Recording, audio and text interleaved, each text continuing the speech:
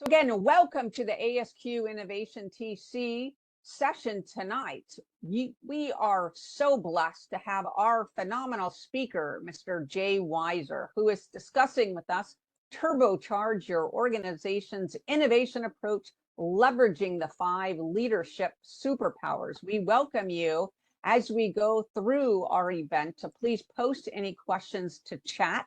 The speaker will be taking the questions at the end and engaging with you periodically. So without further ado, welcome Mr. Jay Weiser. He has partnered with leaders in middle management, Fortune 500 companies for over 25 years. You have a phenomenal speaker tonight because he has not only operated at every level of organizations, he has led them on the front lines, in the boardrooms. He has had the opportunity to work with phenomenal doctors from across the globes, including doctors Robert Kaplan and David Norton, the creators of the Balanced Scorecard. So not only does he have strict strategy, he is familiar with performance, management, excellence, and everything in between.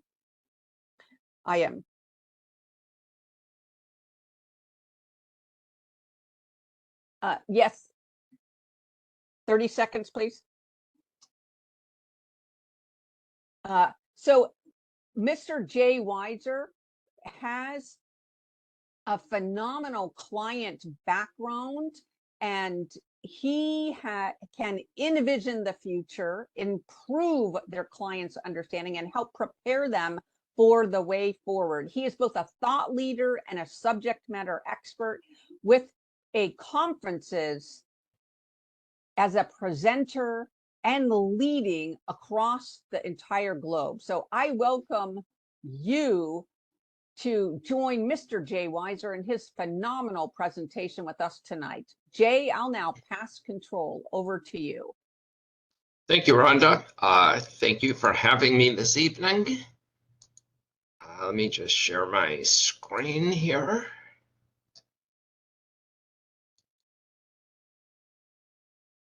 There we go.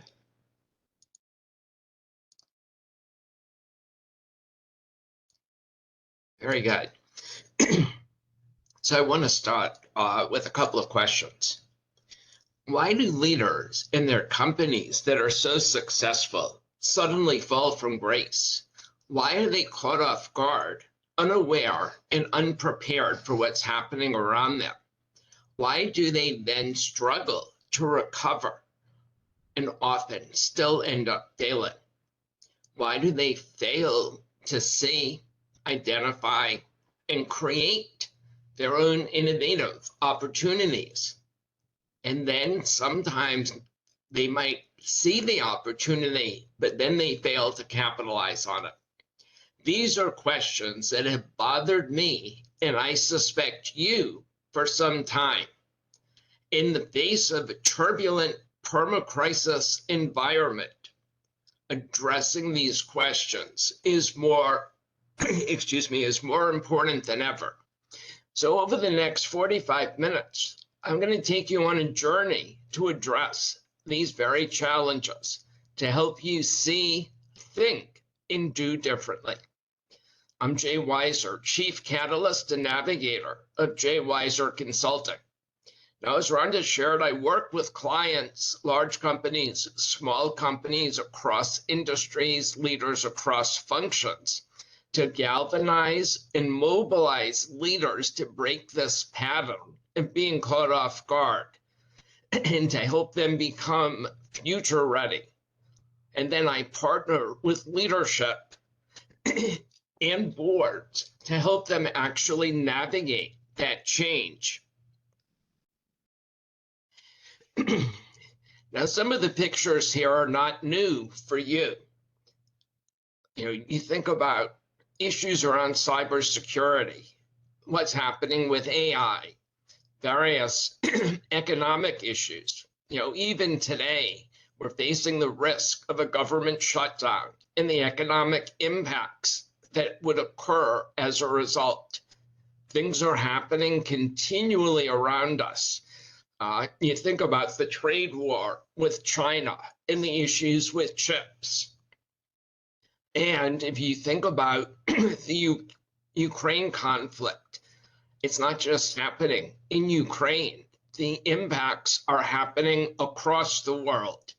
And that's something that we have to keep in mind, that these risks are interconnected. And the forecast is for more of the same. This isn't going to end anytime soon. This is a new world that we're living in, and we have to become prepared and ready for it. So here's the first question. How are you in your organization playing? Are you playing to avoid losing, or are you playing to win? Two very different games. One is defense, one is offense. The only way you win games is by scoring points, which means you have to go on offense. And if you're playing defense, you're going to have a very different outcome when you're in a turbulent environment. In one case, you fall behind. And in the other case, you increase your probability of getting ahead. So when you think about your company today, we're going to pop up a poll in a moment, and I want you to vote on which game is your company playing. Is it A, playing to avoid losing, B, playing to win, or C, straddling both games? Rhonda, if you'd pop up the survey, please.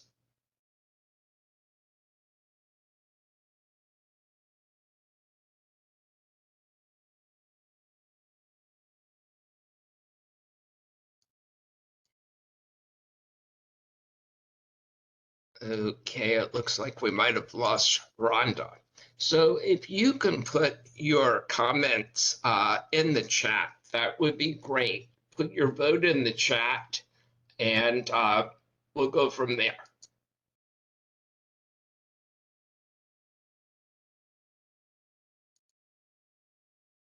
You didn't lose me. I think we got all three questions in, and they should be. Okay, wait 1 second. There we go. I just opened the poll. Hopefully everybody will be able to see that. The questions with the three answers, if you could refer to that.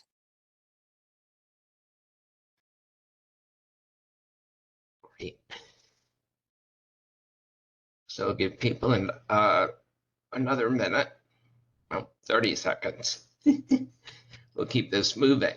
So if you would cast your vote, that would be great.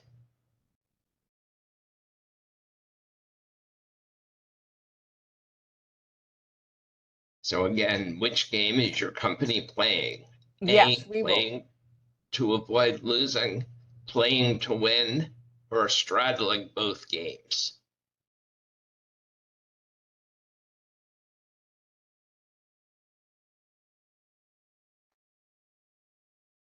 Closing the poll, we have 31 answers for straddling both games, 27. Rhonda, I'm Yes. looking at this. Let's give people 30 more seconds to respond, because it looks like only 9 people have responded. Okay, sorry, I closed the poll, Jay. I don't think I can reopen it, honestly. Oh, okay, that's fine. That's fine.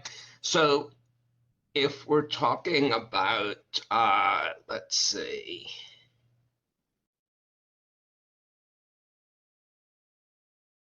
So the thing is, today, if you're playing to avoid losing or straddling, that's something you want to change, because again, it's offense that scores points. And if you're playing to win, think about what you're going to do to keep playing that game.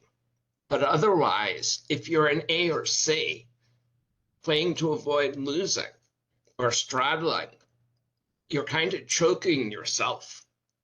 And excuse me, that's going to hold you back. So if you're playing to lose, very often your company looks like this. If you think about your org chart. So at the head, you have the chief idea killer. And for VPs, you've got the VP of no, the VP of protecting the status quo, and the VP of stay the course. If you notice, the position for manager of new growth ideas is vacant. Think about this. Do you feel like you work for a company like this or something similar? What impact does this stance have on the company? This certainly is not a path to success. So what do we need to do? What do we need to change?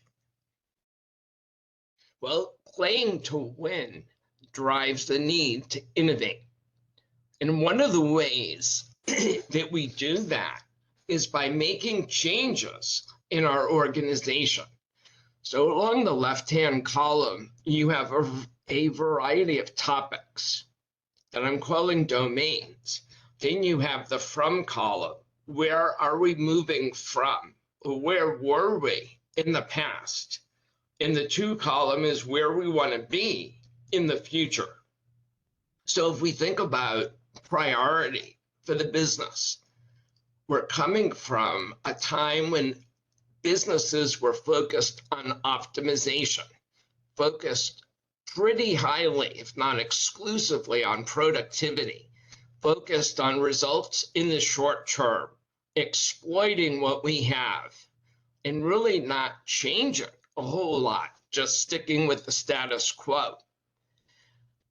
And what we need to do is move to opportunity being a priority, that we think about short-term results, but we're also thinking about what we need to do to thrive in the long term. We exploit what we have that's still relevant, but we have to explore to find what else we can be doing, how we can be better serving our customers, conduct business differently. Now, excuse me. And one of the things we do is challenge the past. That is so critical, not to accept what we did before, because what got us into this situation is not going to get us out. We need to think about the context. You know, I always say context matters.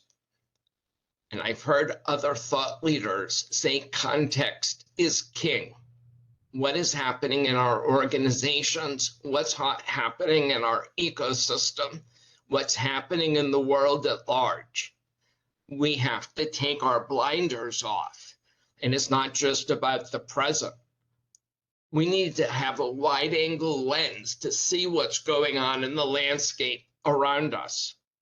And we need to be thinking not just about the present, but about the future as well.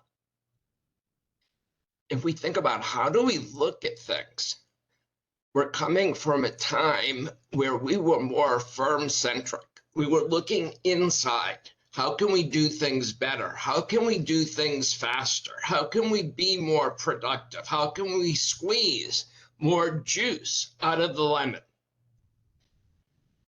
Customers were, in a lot of cases, not all cases, but customers were secondary to driving those numbers.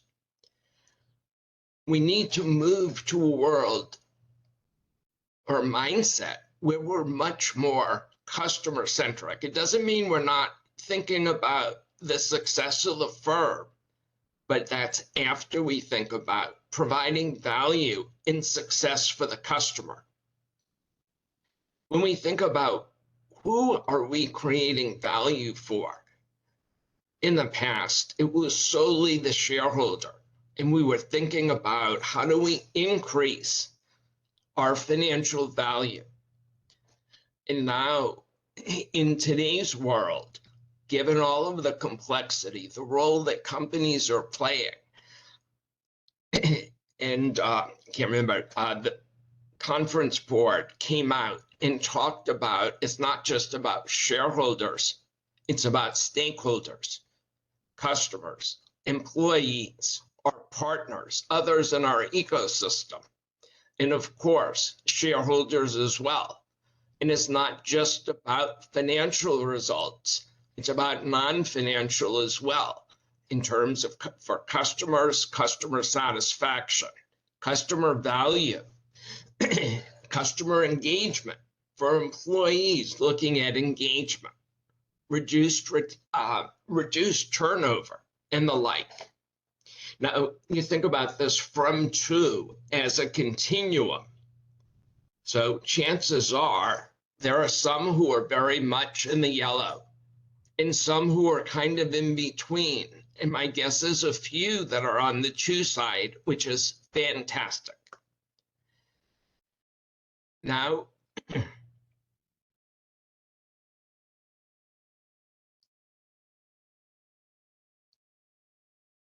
so we're going to look at a couple more shifts because the organization itself has to change.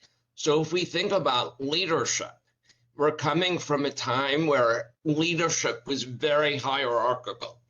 In many of the companies I suspect many of you work in, it was command and control. It was an environment where if you failed or you made a mistake, that was frowned upon. And in some cases, punished, whether it was you were taken off projects, whether things were said behind your back, whether it was kind of noted almost on your permanent record. And we want to move to organizations that are flatter, more networked, where autonomy is given to various leaders and teams throughout the company. And instead of punishing failure, we learn from it. It's also about taking a different position on risk.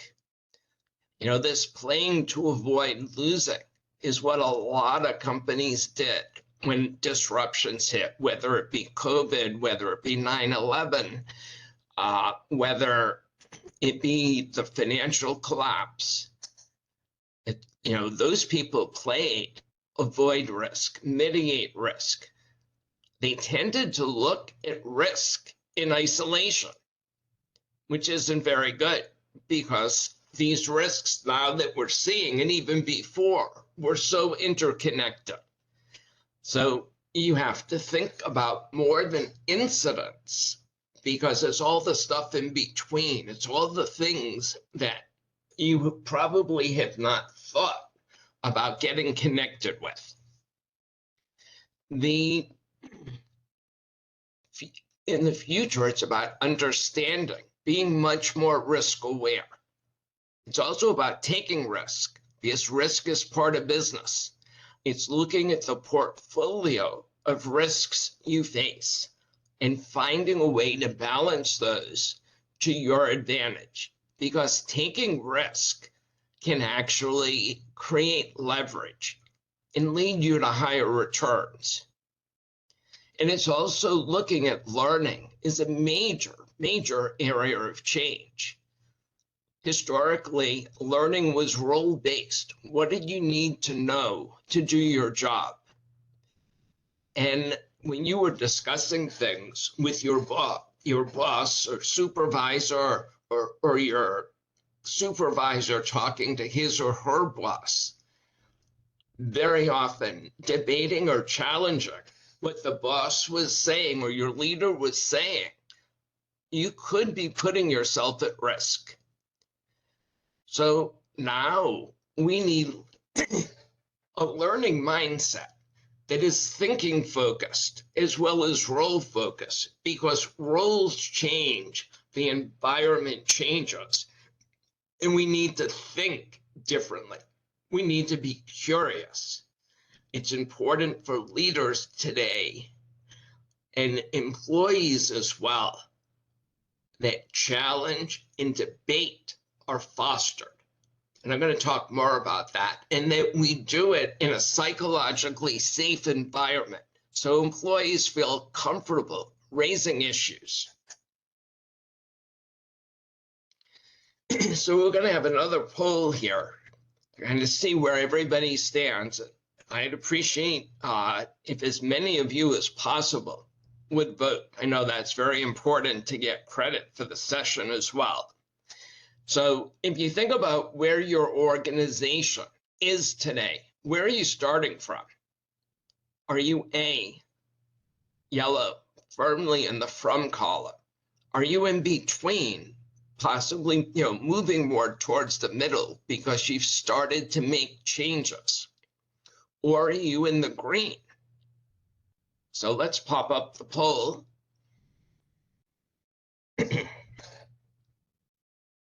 And have everyone vote. Starting poll now. Thank you.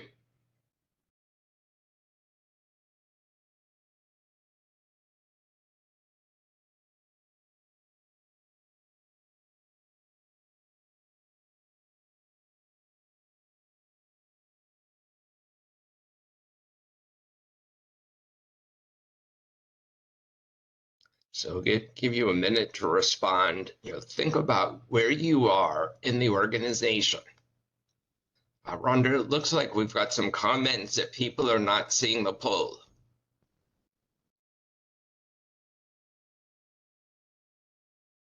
It's almost posted. Give me 30 seconds. Rhonda, they're not seeing the poll. 30 seconds, please. Rhonda.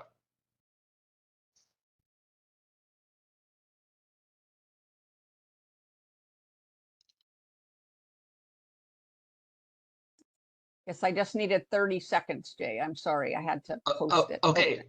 Rhonda, they were not seeing the poll. The poll is now open and they should be able to vote. Okay, so you just opened it now. Yes. Okay. All right, so let's take a minute and everyone get a chance to put their votes in.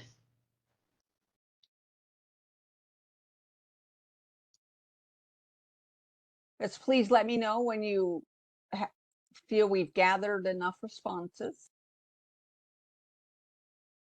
Okay, I just want to go a little bit further. Let's give people another 30 seconds. It looks like we've got half of the folks who have finished.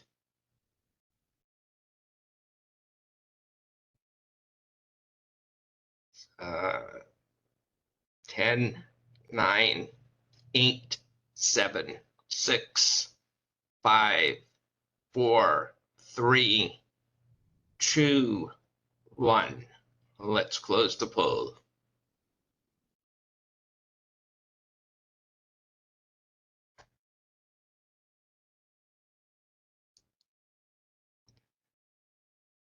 So can you tell us what the results are, Rhonda?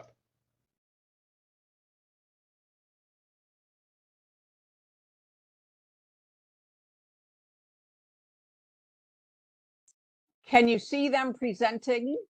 It says I'm applying and sharing the poll results out to the attendees.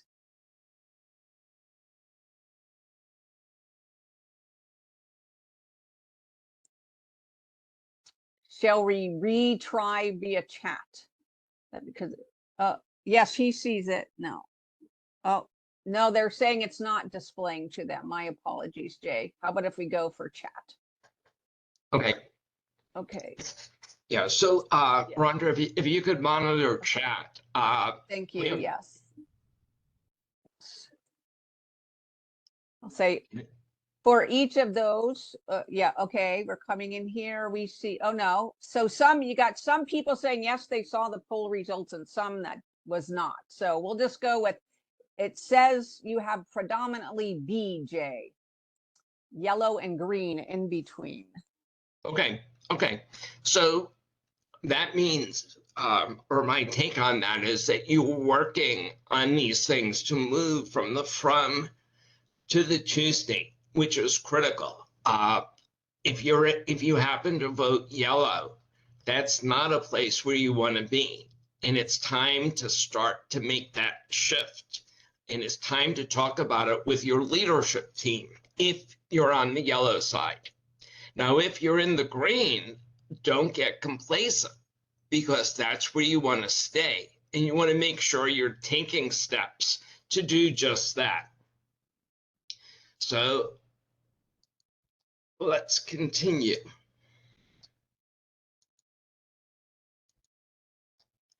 So we've done a lot of talking about the environment and how the organization needs to transform. But we haven't really defined what innovation is. And I love this definition from the Business Development Bank of Canada. And I quote, "Simply put, innovation is about successfully implementing a new idea."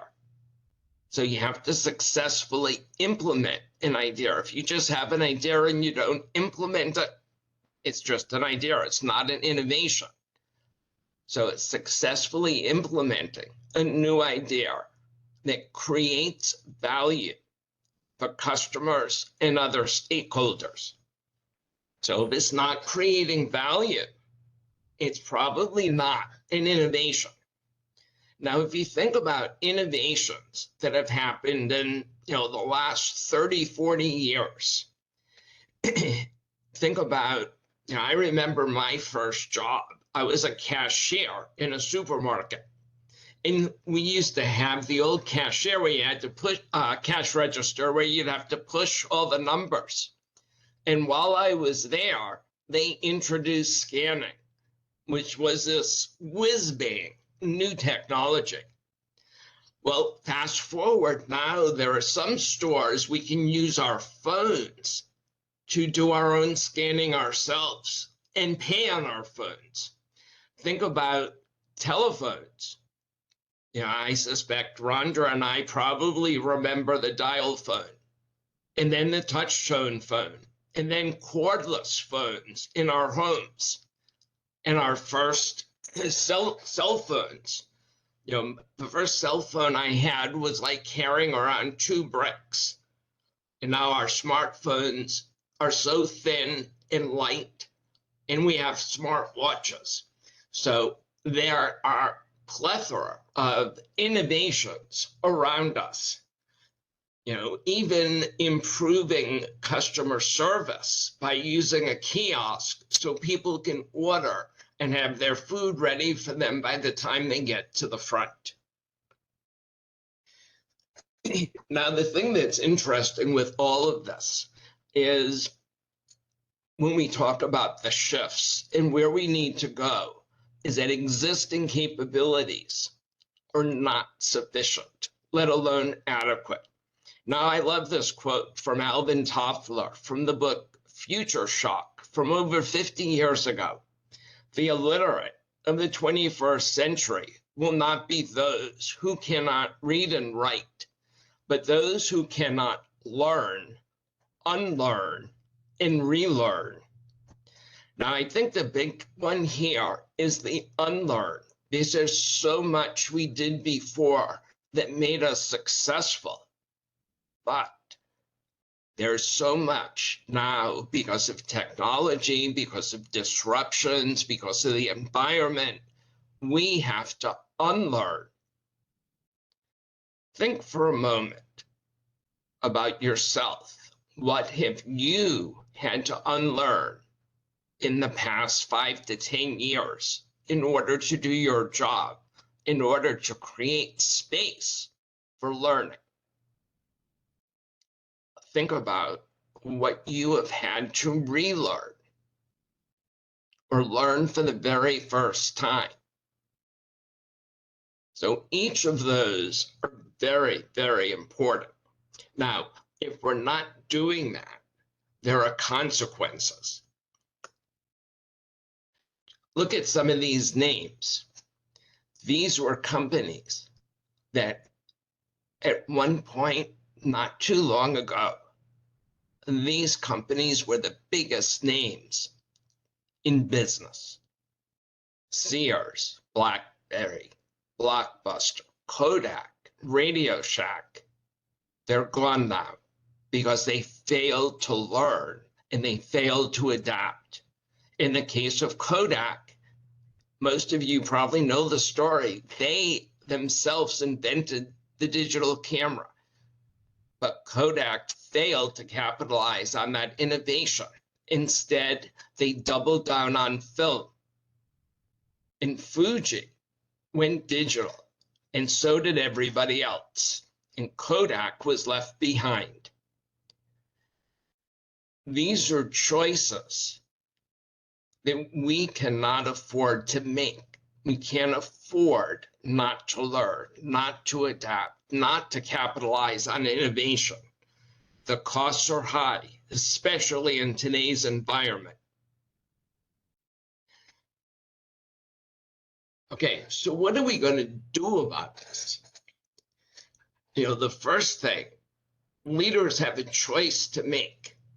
Now, we all know we cannot choose our circumstances, but we can choose how do we respond. Will we choose to be a captain, someone who can improvise, choose a new course, try something different, and engage the crew to move forward and to thrive? Or are we going to be captives, prisoners of what we knew, prisoners of our past success, prisoners in our existing product and service line while competitors go past us? Captives like to play the victim card. Captains thrive. Victims do not. So what are some things, how do we move to being that captain? What does a captain do differently than a captive? Well, first and foremost, they see, think, and do differently. So when we talk about seeing differently, a captain sees opportunities. A captain looks at things from different perspectives. Employee perspective, customer perspective, different stakeholders.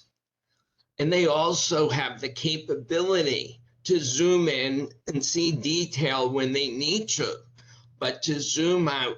So if you think about looking at a weather radar, you can see when that storm is going to pass. You're not so caught up in the moment of the storm, but how do you get through it?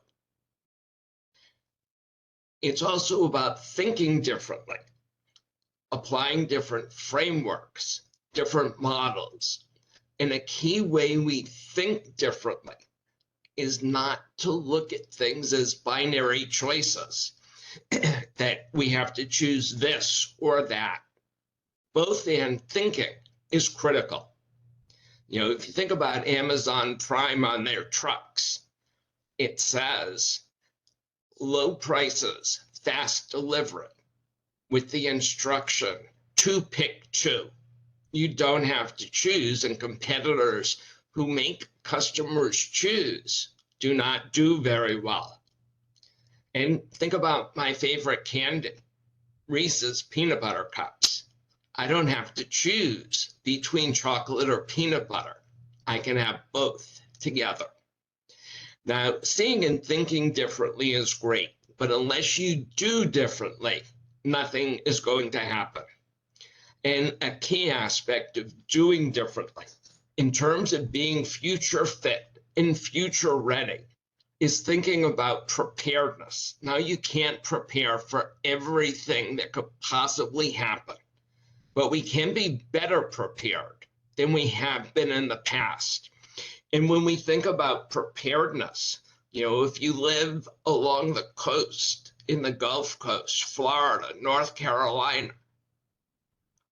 you probably have a lot of things, or you know what to do if you see a hurricane coming, and you have time to plan in advance. And the ones who do fare a lot better than the ones who wake up the morning of the storms hit and saying, oh my God, what do I do? and then they put themselves at risk.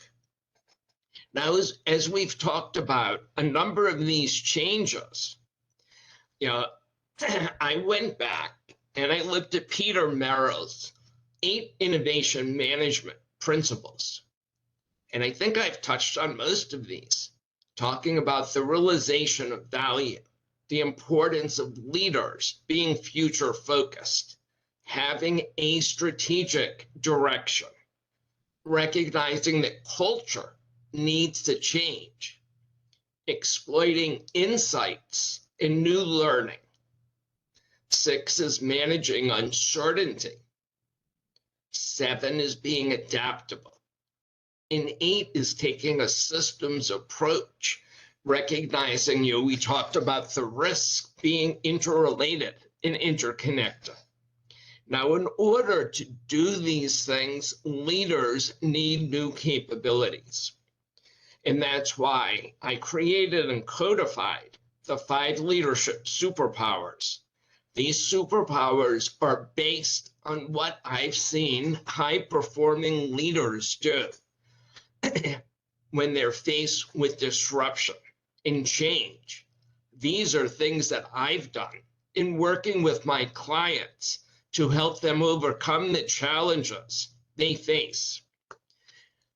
The superpowers are based on both and thinking. The first one is being a present futurist. You can't just be in the present because you're not going to be ready with the future. And the future in many cases is already here. It's just not widely distributed. So you have to focus on both and integrate that information to make decisions. We've talked about the need to learn. Now we also want to leverage our experience. But we have to challenge that as well. And learning is so important. So it's that experience and learning. It's also about being a prepared risk taker. Risk taking is part of business. Preparedness is important to be future ready. It's not one or the other. You must do both. And then there's strategic executor. So somebody who balances strategy and execution, who realizes that strategy and execution are inextricably linked. And a strategic executor doesn't make short-term decisions that impair their future performance because they're thinking about those implications. And the last superpower is being an accountable collaborator, somebody who recognizes that collaboration is essential when dealing with complex challenges, and is also the team that's collaborating is accountable for achieving outcomes that they all share that are important to the business. So taken together, the 5 leadership superpowers are what's necessary to thrive in the future. Now, in a recent article I wrote, Ignite, Empower Innovation with the 5 leadership superpowers, I broke the superpowers up into 2 groups. One is around igniting innovation, coming up with that idea and thinking about what are the things we can do, how they can improve things for our stakeholders. Being a present futurist is a key part of igniting innovation. And the same is true for experienced learner. Now, when it comes to powering innovation, being a prepared risk taker, taking that risk and being prepared for it launches you and powers you forward.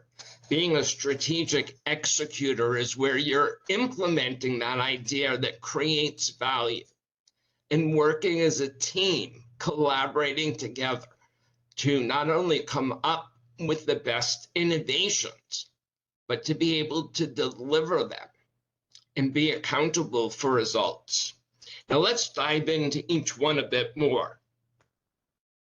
So if we think about a present futurist, a great one is Mary Barra, the CEO of General Motors.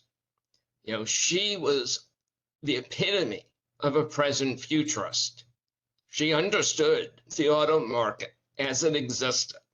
And when she came on board, GM strengthened its core business. And at the same time, she focused on technological advances in what was happening around climate change, thinking about the environment, and conserving resources. She's been instrumental in steering GM towards an all-electric future. And she's made sure about putting that innovation in action. And you can see the vehicles that GM has that are electrified, from SUVs, pickup trucks, the Jeep, and so on. Now, I also do this with my clients, getting them to become present futurists, thinking about where they are, where they're starting from, but also thinking about what's their vision for the future. What trends and signals do they need to be considering, and using that to inform better, faster, more effective decisions. When it comes to being an experienced learner, Satya Nadella, the CEO of Microsoft, is a great example. Now, his background was in electrical engineering and computer science. That was his base. That's where his experience came from. And he leveraged that around developing software, which Microsoft was so famous for. But he's also known for focusing on learning. And you think about the cloud and AI that they've invested in. Nadella fosters a curious and inquisitive culture. The leaders in Microsoft don't think they know it all, but the organization can learn it all. They foster debate to get the best ideas, and they make it a safe place for people to challenge. They make it safe for people to engage. They encourage a diversity of opinion to come up with what's best. And that's also something that I do. As I think about how I've approached my own learning, is I'm not tied to a particular methodology. I'm bringing in from multiple sources in an interdisciplinary approach that I'm learning and adjusting to take context into effect in the competitive environment. If we think about someone who's a prepared risk taker, I think Jeff Bezos is a great example. When he started Amazon, something like that had never, ever been done before. Amazon fosters an incredibly fast innovation environment. I was at a conference recently, and this gentleman from Amazon Web Services gave us an example that he actually lived. He had been working for another company. He came to work for Amazon Web Services, and he had asked to get a certain set of data. Now, in his other company, he would have had to have gone through 3 levels of approval to get the data. He got the data 2 hours after his request. No hoops to jump through. And in the course of analyzing the data, he identified an opportunity, and he put together a 1-pager. And that was like 1 o'clock in the morning. He started this at like 6 in the evening. 1 o'clock in the morning, 1-page memo, and he's thinking about who are the people I need to get answers to my questions from? Who do I need input from? He identified 5 people. By 9:30, he had talked to 3 of them and took that 1-page memo and now had a 2-page write-up. During the course of the day, he spoke to a few other people. And by 4:30, 24 hours later, he had approval for a pilot. Now, I suspect some of our companies take 24 weeks or even 24 months to be able to launch a pilot. Now, preparedness, as you think about each of the things Amazon has tried, they've done the research, they've gotten the data, they're building off of what they've known, and how they approach business is part of their preparedness. Now, you think about in your own organizations, are you balancing both risk-taking and preparedness? When we think about being a strategic executor, Anne Wojcicki is the co-founder and CEO of 23andMe. She had this strategic vision where she saw the potential of direct-to-consumer genetic testing, even before it became mainstream. And not only did she come up with this innovation, it's under her leadership that they were able to execute because they navigated the regulatory challenges. And they provided, in terms of executing, is providing actionable insights on people's ancestry and most recently on their health. And she's formed partnerships to expand this with pharmaceutical companies and medical centers to leverage, who are interested in leveraging the genetic database that's been created. And as a result, 23andMe has democratized access to genetic information. And now, because that execution, that growth, that continued innovation mindset, they're now at the forefront of personalized medicine and research. And just a few weeks ago, they got approval for a cancer at home genetic test. So if you think about it, it started off as ancestry, because innovations continued, partnerships were formed. They're now involved in personalized medicine, which is on the cutting edge. The last superpower is about being an accountable collaborator. This is about how we work together. Now, if we think about the Mayo Clinic, first of all, if you've ever been a patient, you'll know that they're multi and interdisciplinary. If you come in, for example, with a tumor, you're not just going to see the oncologist. You're going to see a radiologist. You're going to see a specialist for wherever that tumor is. And they work together as a team, and it's coordinated. Now, Mayo Clinic collaborates with health systems across the country to deliver better care and to learn from each other. Now, they've also partnered with Google around data. They've partnered with GE Healthcare around medical devices, X-ray machines, CAT scans, MRIs, all the different technology. Collaboration is at the core of Mayo Clinic.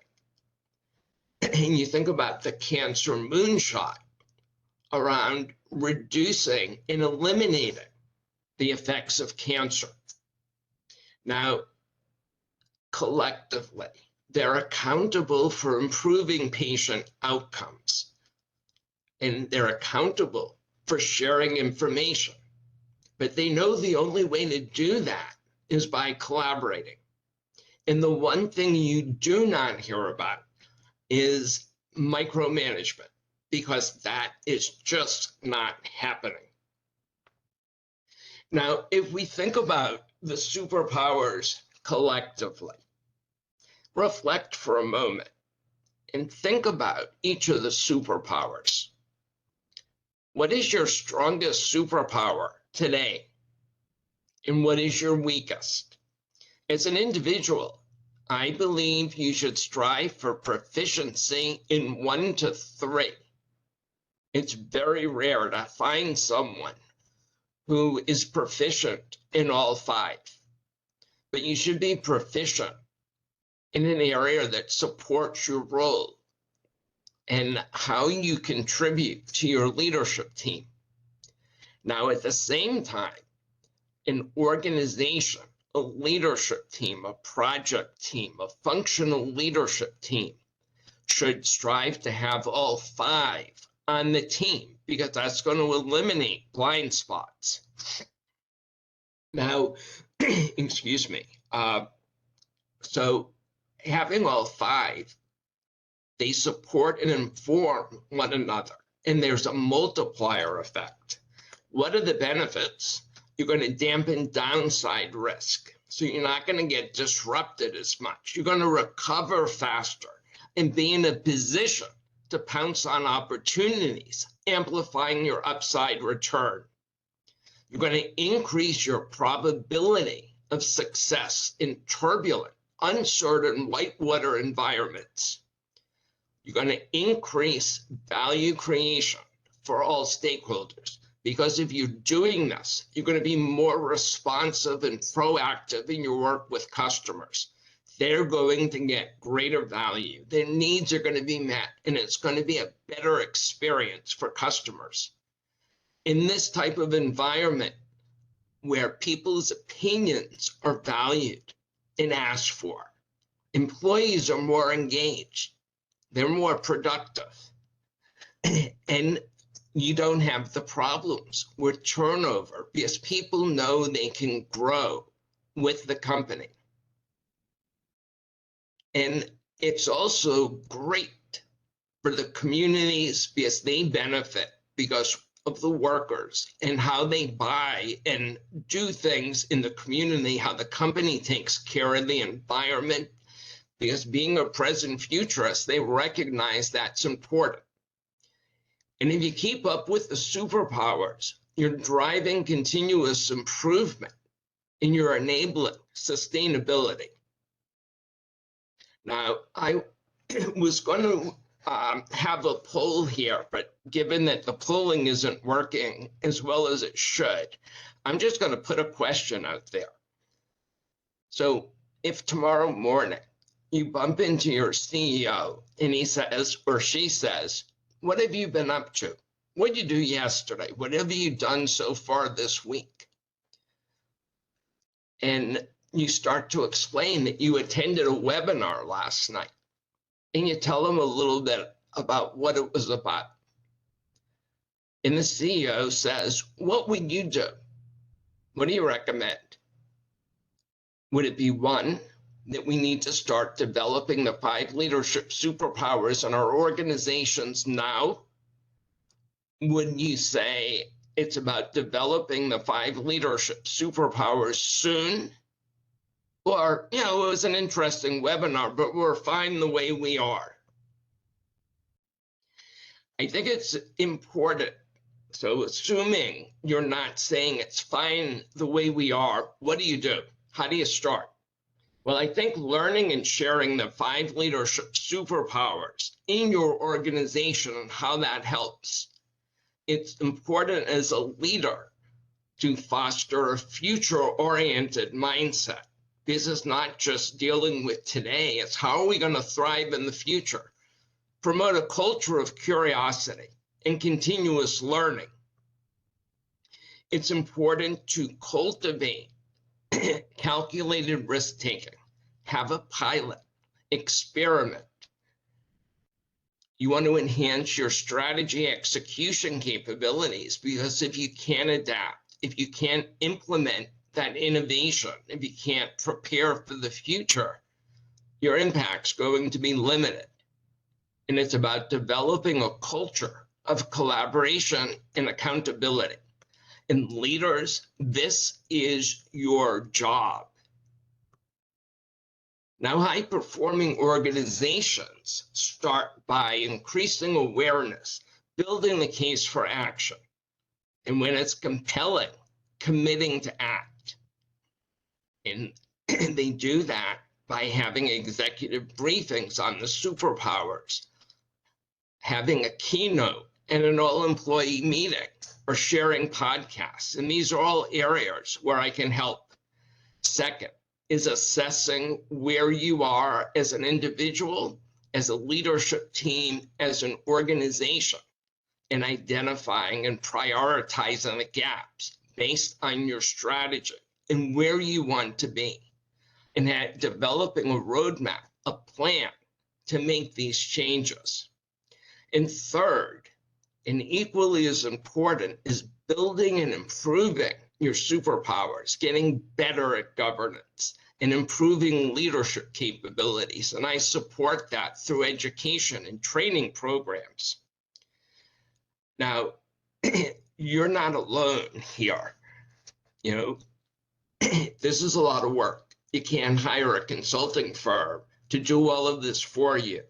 Leaders have to engage. Now, it's important not to wait, because a lot of times people go, oh, if we don't do anything, there's no risk. Well, waiting and deferring and ignoring has great risk, as we've seen with the companies that have failed before. So it's important to start now so you can strengthen your position and thrive in the future. Now, you don't have to do this alone. We've talked about some of the things that I do to assist and help companies accelerate on that journey and avoid some of the pitfalls. Now, I encourage you to email me at j@jwiser.com, and I'll be happy if I get an email from you to share the slides. And if you email me, you can get on the priority list for our new virtual training program that we'll be launching in November. It's going to be over 5 weeks, and we'll get into tactics around each of the 5 superpowers. I'll provide and share tools and templates that can help you actually become a present futurist, an experienced learner, and so on. I encourage you to connect and follow me on LinkedIn. And I've got my LinkedIn address, and we'll be sharing that in a mailing. And visit my website. Now, the best offer of all of this is to schedule a chat with me. I'm providing my Calendly link here, so you can go to the link and schedule a call with me. Be more than happy to answer your questions. I'll listen to what you think your challenges are, and we'll talk about them. And we can explore if and how I can help. So I invite you to take advantage of that, because you can benefit from having someone who's a catalyst and a navigator to help you on this journey. So with that, I want to thank you for your engagement and open things up for questions. So I'm going to stop sharing. Actually, I'm going to leave this up. And, Rhonda, if you can share with me some of the questions that have come in.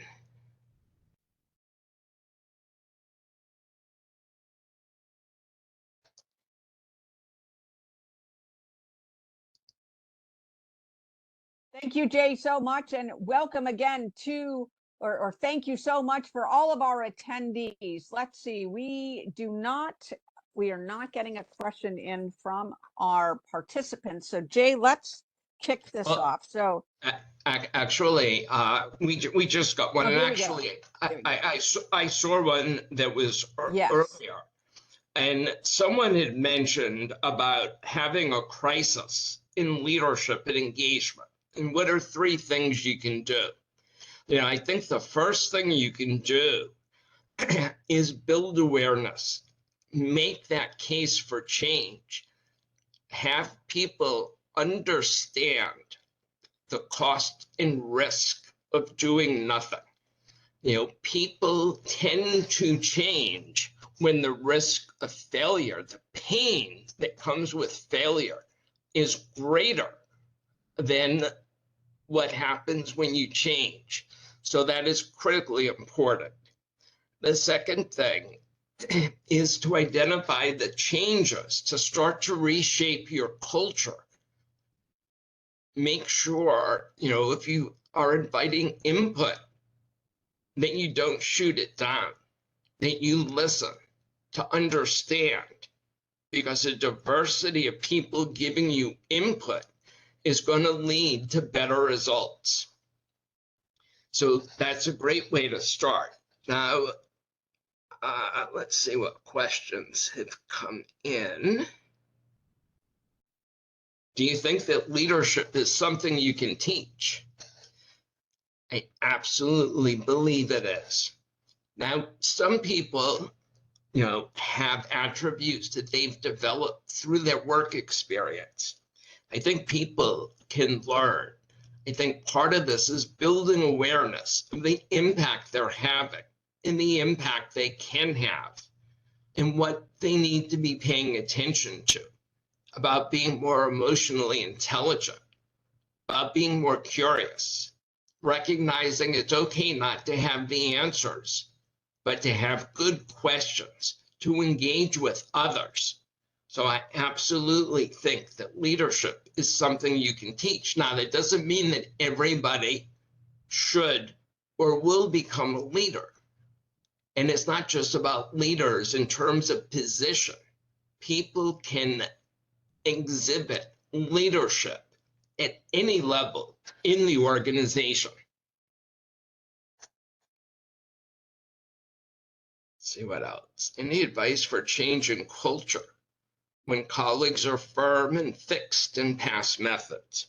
That's one of my favorite questions, because when you talk to somebody, you start challenging what they're doing, their first instinct is to get defensive. So I like to take a different approach. I try and get them to talk about personal experience. I'll share an experience that I have. And, let's talk about, being open to ideas, to innovation, to being challenged. And I think about my two boys. They're 23 and 26 now. They would come to me and ask questions. Now, I'm guilty of one thing, because I was doing a lot of traveling as they were in school. So my older son, would come to me and ask for help. And, I would try and help him, but I tended to be on calls or I was working. And then one day he came home with a grade that didn't really fit him. And I said, "What happened? Why didn't you ask for help?"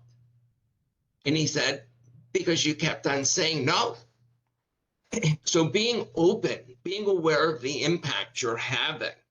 So I think if you can share a personal experience and ask the other people in the room, when has that affected you in a relationship, in a friendship, in school, that at least triggers the thinking and the awareness. And I think once you have that awareness, then you can say, how does this apply in a work environment? Let's see if there are any other questions.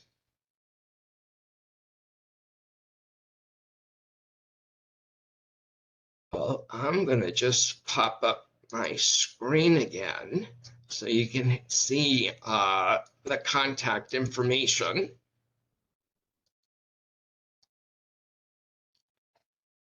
And with that, Rhonda, I'll turn it back to you if you have any other questions or anything else that's come in. Thank you so much. So thank you again, each and every one of you, for being our wonderful attendees tonight with our phenomenal speaker, Mr. Jay Weiser. It was a phenomenal session. I'm sure that not only did he engage you and excite you about your superpower, but really being able to take this into your organizations and practice it. I hope that you will email him, connect and follow up with him, visit his website and schedule a chat to learn and better understand how you can harness this phenomenal information to better not only yourself and your team, but your organizations writ large. Thank you again for being part of our ASQ Innovation TC presentation tonight. I'm just going to share my screen just very quickly to share with you our upcoming session. So again, thank you to our phenomenal speaker, Jay, tonight.